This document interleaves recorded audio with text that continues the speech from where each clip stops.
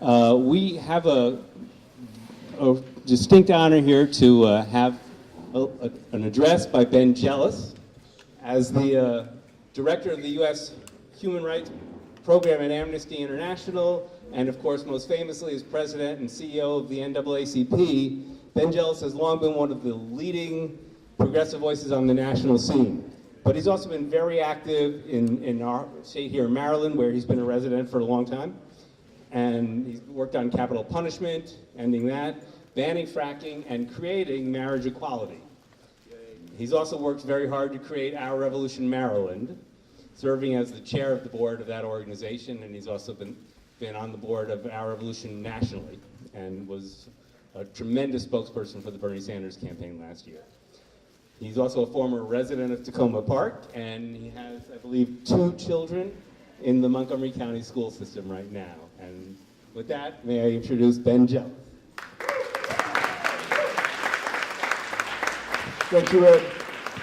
And let's hear it for Ed Fishman and for all the volunteers who are making this happen. Tremendous labor of love to help your neighbors step up and stand up to be better leaders. And that's what this is about today. And I want to thank all of you who are taking time on your weekend to figure out how to be better leaders yourselves, to figure out how to up your skills and up your game so we can all up our game and taking control of our cities and our counties and our state and our country. Today, as we talk, we want to talk for a bit. We'll do some questions, and of course, look, this is against a backdrop. I think it's well known that I'm officially an exploratory committee. I intend to announce I'll be running for governor in a few weeks.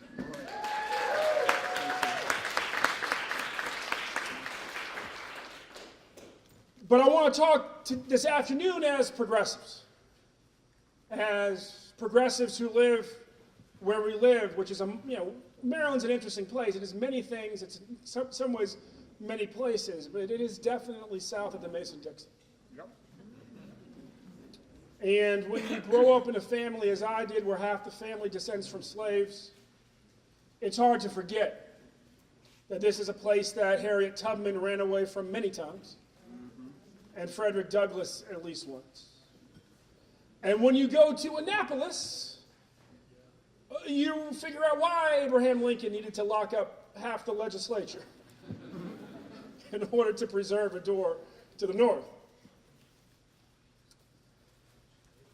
And that's significant because when you're progressives living south of the Mason-Dixon, people remember the history and the times when we were able to come together and make great leaps and how it ended. My grandmother's 100 years old. She's the granddaughter of slaves. She worked for Planned Parenthood in Baltimore in 1940.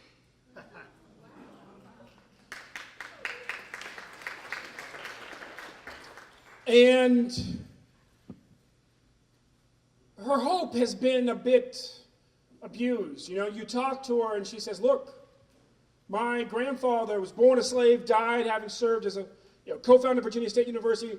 This is her talking, died having served as a state senator in Virginia during Reconstruction. I know how Reconstruction ended. I listened to his stories as a kid. She said, I lived through the Civil Rights Movement and the period known as the New South, and we know how that ended. It didn't end so well. But we're not living in the 19th century or the 20th century. We're living in the 21st century, and the demographics south of the Mason-Dixon, especially on the East Coast, are decidedly different. So my friend Reverend Dr. William Barber in North Carolina talks about fusion politics. He's pulled together an incredible coalition of folks there who just ran out their crazy Republican governor. Yeah. A guy who claimed to be fixated on bathrooms, but was really fixated on destroying civil rights. And they got rid of him. And Reverend Barber talks about these fusion politics, and that's the sort of politics that the populists and the progressives in the South at our best have always been about. But when you're like my grandma and that's your legacy, you look at history and you say, well, we've been 2 times losers. Why should we have hope now? Well, I want to encourage you for a second. I want to walk you through some numbers, and I want to encourage you for a second to presume that there's a reason that the Koch brothers and others have been attacking voting rights as viciously as they have, and seeking to push immigrants of color out of our country as aggressively as they have. And I would submit to you today that it's because they've looked at numbers and come to conclusions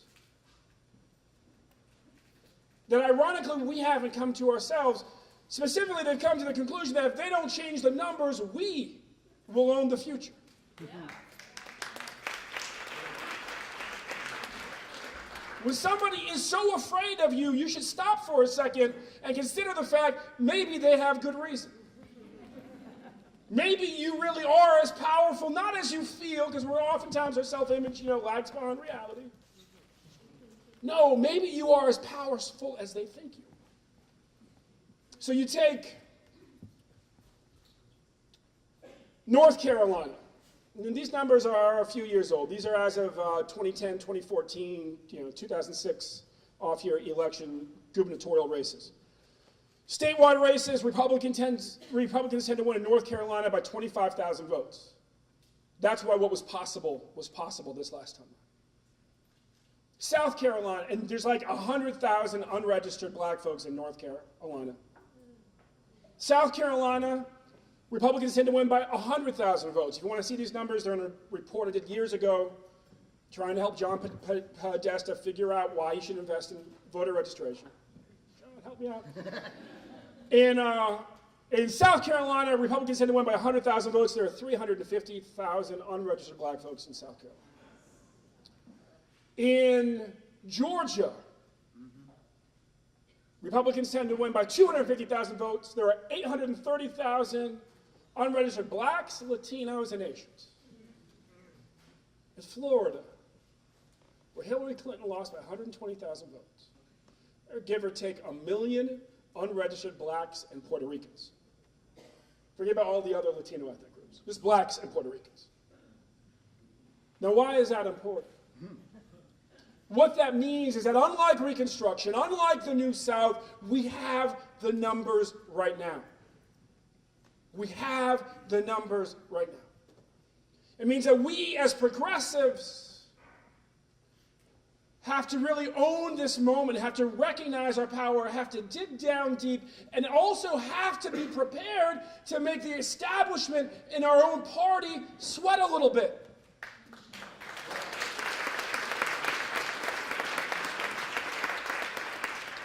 Because guess what? When new folks start running, new folks start winning.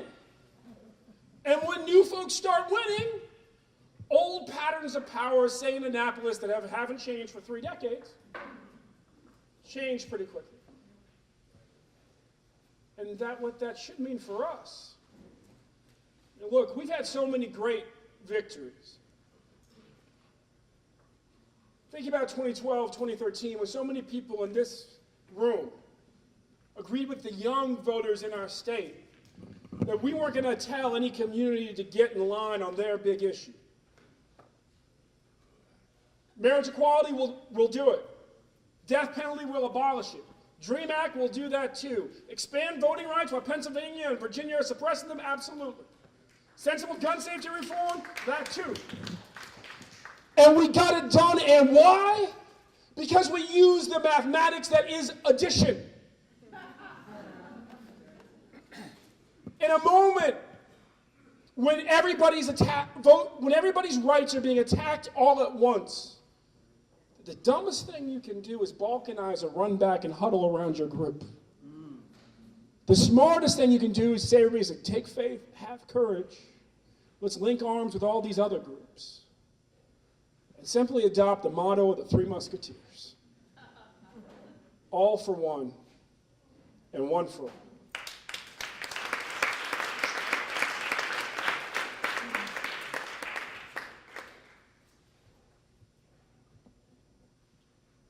Our movement, this great progressive movement, it's been balkanized in so many ways, in so many points in history, whether it was HUAC, whether it's just trying to deal with the Tea Party, finally seems to be coming together. I can remember in that year when the NAACP was standing up on behalf of marriage equality, not just in Maryland, but in Minnesota and Maine and Washington State, being in the well, the New York City Council, where we were fighting racial profiling, we just needed a few more votes. And all eyes were on the LGBT caucus. Yet all the other, if you will, minority group caucuses all aligned.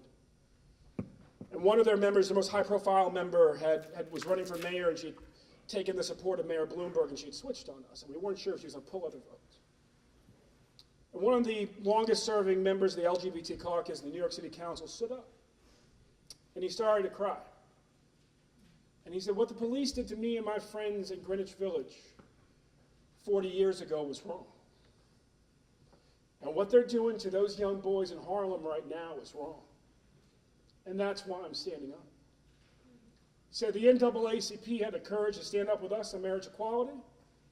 Well, hell, we better have the courage to stand up for them right now.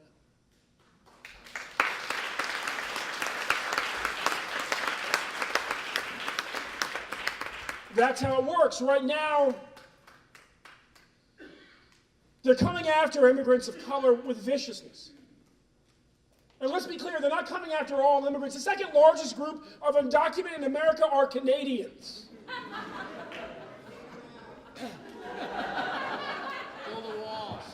With the possible exception of Justin Bieber, I don't see anybody trying to kick them out. And geez, Justin, I think, has probably committed a few felonies. It certainly seems eligible.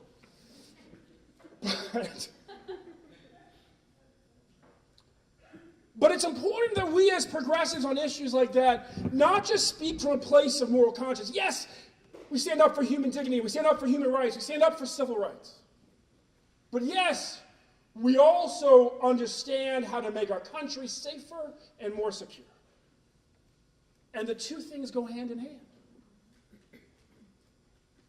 The whole idea of a sanctuary city, now the Trust Act, a sanctuary state, comes from Daryl Gates, the conservative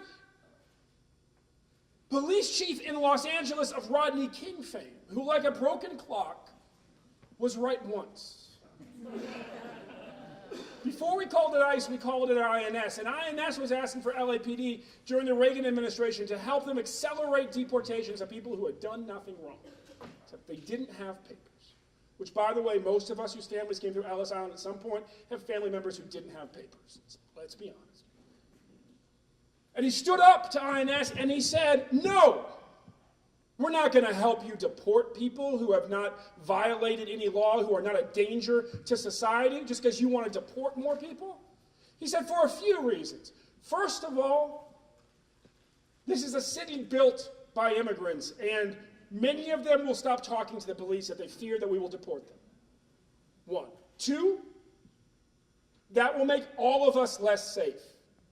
3, it will make them even more safe because other groups of criminals will begin to target them because they know they won't talk to the police.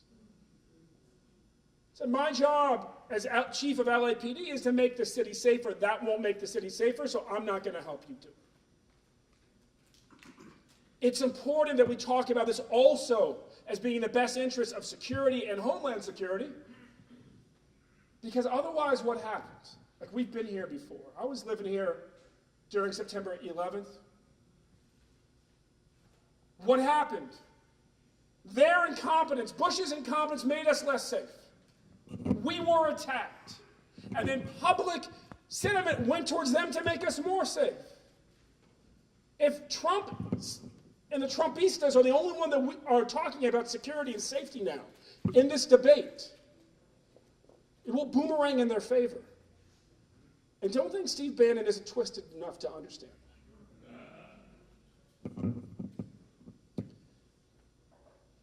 Again, we, progressives living south of the Mason-Dixon, pulling together multiracial, populist, progressive coalitions to lift our economy from the bottom up and our school children from the bottom up. We've been here before. The charge for our movement was really given by that great Marylander who Donald Trump really believes still lives. And while I know Frederick Douglass IV, he wasn't talking about Ford, he was talking about great-great-granddaddy. Anyways, Frederick Douglass, this was one of his greatest speeches, given after the passage of the 14th Amendment in response to the Chinese Exclusion Act. That bill that made Angel Island off of San Francisco the great exit from our country, the way that Ellis Island facing Europe is a great entrance to our country. His speech, Our Composite Nationality, was a tirade against the Chinese Exclusion Act. He said several important things in there, most of which I'll paraphrase. First, he said, no. We just came through a great war to end slavery in the Southeast. We're not going to watch you enslave somebody else in the Southwest. Then he went on to say,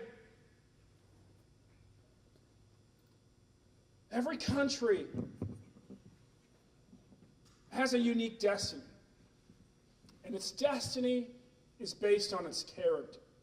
And its character is defined as that country at its best, not its worst.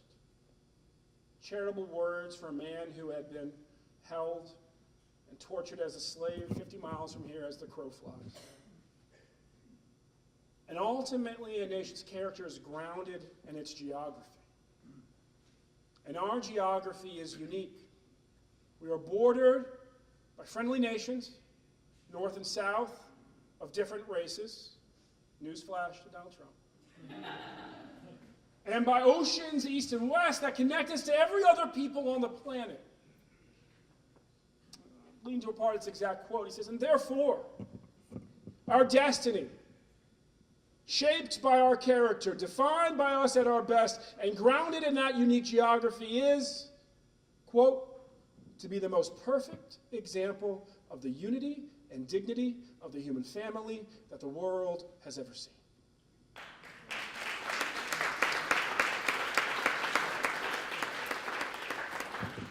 In the context of a democracy, what you're doing today is how we get there. We re-enfranchise ourselves by stepping up and deciding that we will do everything we can to move our country forward. To move our country forward. And understand the history of disenfranchisement. If you're, for instance, if you're a woman, if you're a person of color, no one's surprised if at times you feel disenfranchised by our politics. But I know enough white guys, there's a lot of white guys who feel disenfranchised by our politics too. Right? Just what went on in our primary last year, the Democratic Party was enough to make people feel disenfranchised. Well, my dad descends from at least 8 Revolutionary War soldiers, including the youngest combatant at the Battle of Lexington and Concord. And his family has a great oral tradition. If they're one of those families from small town New England who talk about the revolution like it was 6 weeks ago.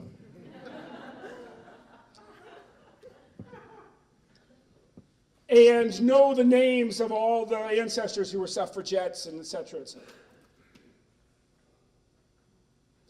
And here's the funny thing when you study the American Revolution. It reminds you that from the very beginning, money has been used to disenfranchise almost everybody that race and gender were not used to disenfranchise. And this is the way it played out. Right after the Revolutionary War, when they were telling who gets to vote, they said to the privates of the Revolutionary Army, all those white men who'd watched men just like them mowed down and killed by redcoats' musket balls, no, you don't get to vote either. We forget that. They said, you don't own any land, and therefore you're not rooted to any place. And we are afraid that you could go from town to town stealing elections wherever you go.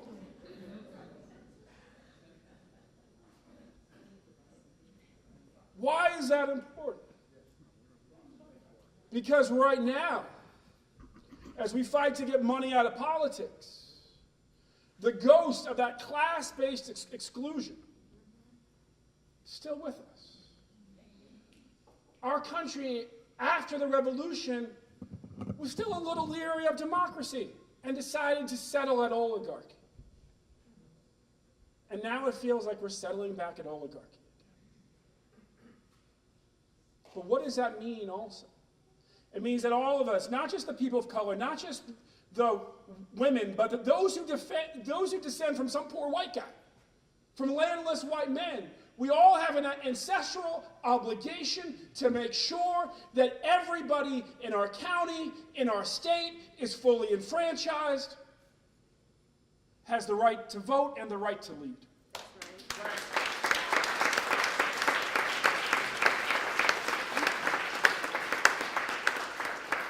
So brothers and sisters, as we move through this, you move beyond this day, as they play all the games they play, and we find ourselves sometimes tempted to fight with each other, get pitted against each other, let us all be of big hearts and big minds and understand that if somebody's in a room like this, chances are we agree on 80% of everything.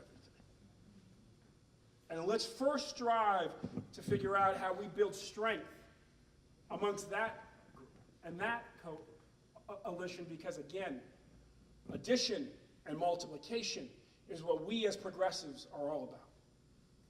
We keep practicing addition. We keep practicing multiplication. The numbers are already on our side. The numbers in Maryland I did not go through because they're already on our side. And let me just say one thing about this gubernatorial race before I close. And I want you to understand this really well. First thing, there's a lot of folks in the establishment who don't know what to do with me right now. That's all right. That's like been my whole life. I'm totally comfortable in that zone. Bernie Sanders got 36% of the vote in this primary. And a lot of folks say, well, you know, that's not enough to win the general. And you know what? To win the primary for president, that's true. It was a two-way race. In a three-way race, that's almost what you need. You need about 40 points. We believe he also only got about 22% of the black and brown vote. Our strategy is simply to consolidate Bernie's base, not all of it, but we can hold on to most of it, and get on with the business of building a truly multiracial progressive movement in this state and pull in more black voters and brown voters than Bernie Sanders' quick 2 weeks in the state was able to do. And we will get there. We will build a robust, multiracial, black, brown, white, Asian, Native American coalition that will take more than 40% of the vote in the primary. You can be assured of that. That will then get us on to the general. People want to believe that Hogan, I don't know, is like the Stay Puft Man in Ghostbusters.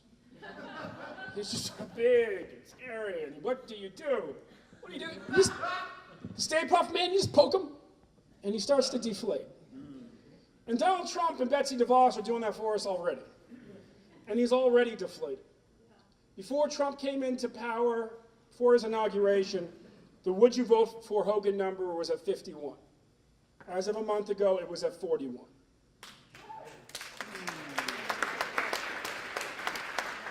But these are the couple of things I think that we all have to understand. One, he won by 60,000 votes in a year when 125,000 Democrats did not show up to vote, who had voted in 2010 that did not show up in 2014. So we merely turn out as many voters as Martin O'Malley did, and there's almost no way he can win. Two, it's much more unlikely that any Democrats, and very few did, who defect to vote for him will in the era of Trump. It gets much harder. But three, understand that the signs are suggesting, and it makes a lot of sense, the Democrats who have stopped showing up to vote, and the ones who defected to Trump, the Democratic Party just did a poll, the results came out about a week ago, looking at Obama-Trump voters and Obama-no voters. Obama's folks who voted for Obama, and then they just didn't show up to vote. So Obama no-show and Obama-Trump.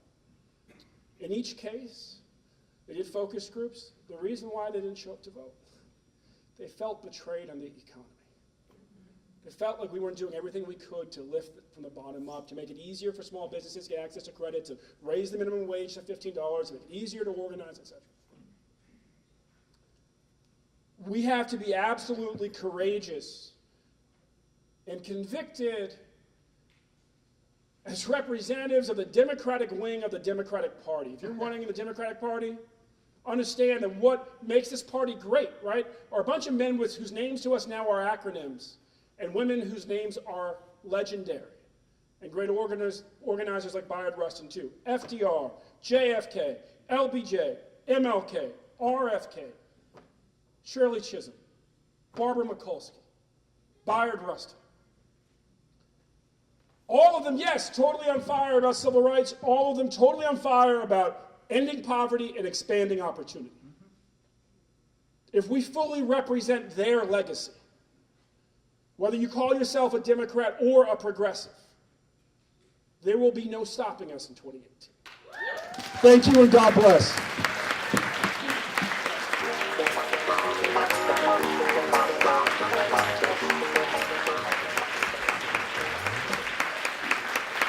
Big hand for Ben Jealous.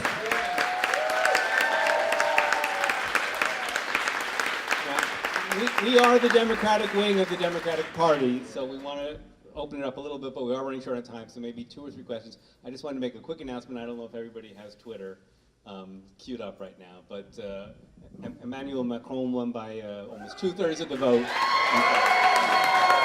So the tide is turning, and we'll keep turning. And with that, I will turn back to Ben, and we'll take a couple questions. Make them good.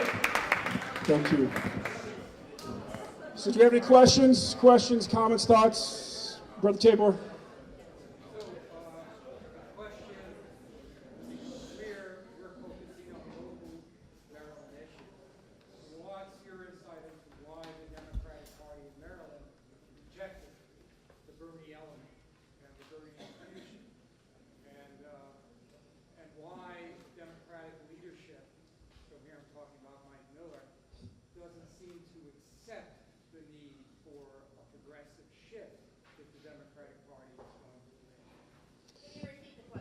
Yeah, so the question was basically why was the Democratic Party in Maryland not more embracing of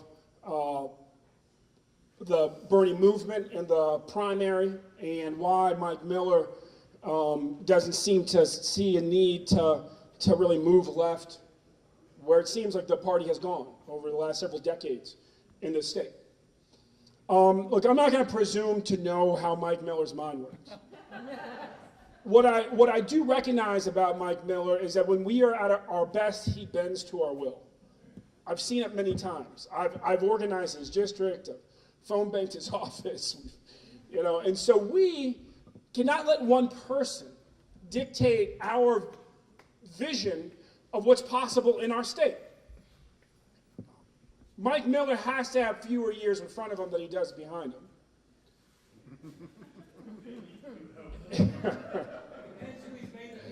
Yes.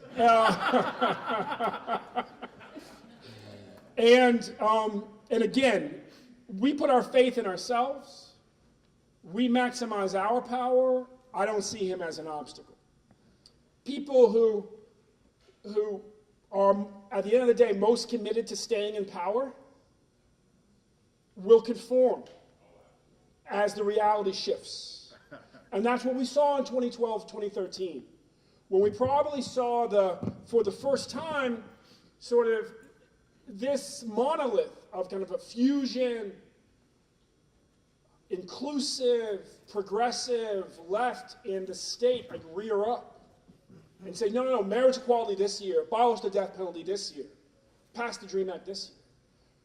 We have to have the courage and the discipline to also do that on the economy and on education and on ending mass incarceration. Yeah. And if we do that, I think he will bend or he'll leave. That's the way that it works.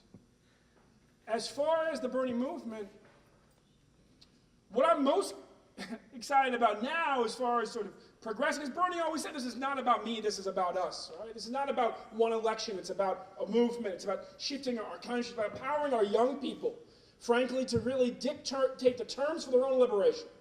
Because they feel indentured, or they are incarcerated. And right now, just as a bellwether, Bernie went from probably being about in the mid-20s with black voters during the primary in Maryland. Now he's above 80% of black voters in Maryland. And that, I think he's also the most popular politician in the country.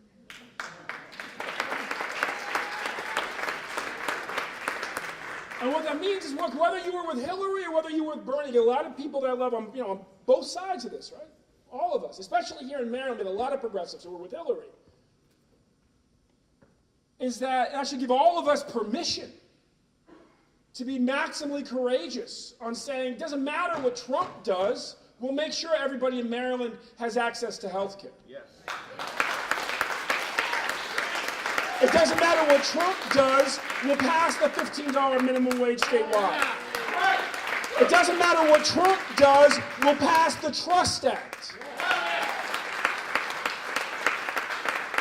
And we'll defend our environment, and we will reject the false choices that say it's either the environment or jobs. Right. It's either human rights or safety. And we can get to that place. And it means we got to follow through. And in this room, either has to run or help somebody else run.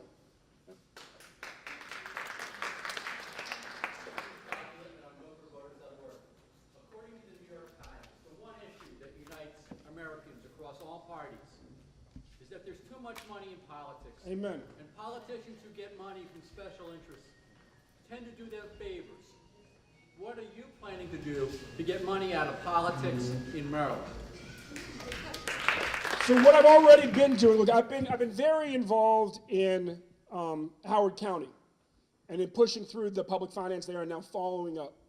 And we'll stay involved. And we need to spread that to every other county. As a candidate, when I run, I'll run by the same rules that Bernie did in the same way that Bernie did. We also, frankly, have to take a look at our rigged system in this state. I've been told about 60% of our state legislators start over time. There have been years, there have been exceptions, but start by being appointed to their seat. That's insane. We also have to, frankly, look and ask a question whether we are now a big enough state with a vibrant enough economy to consider professionalizing our legislature. Yeah. I meet too many legislators whose other job is that they're a lobbyist. Well, that makes no sense. I totally get why that lobby is willing to tolerate you being a legislator, but should we? No. So there is no doubt that our system in this state is rigged and tilted in ways that are not in the interest of most of our communities, maybe all of them. And there's a reason why Americans feel so oppressed by this system of buying votes and buying favors. And again, let us not forget, it was, this is a betrayal that goes all the way back to the revolution itself.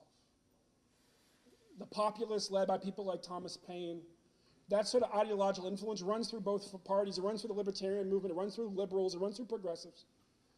And it's absolutely, it may not be the letter of what was constructed after the American Revolution, but it was the spirit of the revolution. We as Americans have always been about democracy at the grassroots. And in the 21st century, there's no reason for us to act afraid or so oppressed that we can't do something about it. Thank you very much.